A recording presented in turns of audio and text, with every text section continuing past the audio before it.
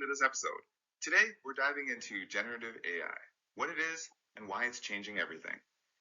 Yeah, it's pretty cool. So, generative AI isn't just about answering questions or analyzing data, it actually creates new stuff. Right, like text, images, music, even videos. You can type write a story and it'll make one for you, or say generate an image and boom, you get a picture.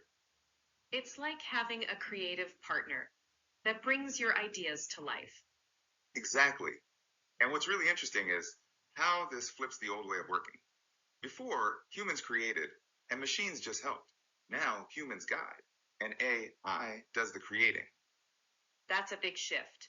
It changes how we work, learn, and get creative. One idea from you can turn into lots of different things. So if you're new to this, don't worry about coding. Just follow 3 steps. Think about what you want, ask clearly, and then refine your prompt to get better results. Yeah, instead of saying make something good, try create a short motivational story in 3 lines. Clear instructions make a big difference. And here's a common mistake. Beginners often try random prompts, expect perfect results right away, and give up too soon. Uh-huh. Generative AI works best when you keep improving your prompts step by step. It's an iterative process.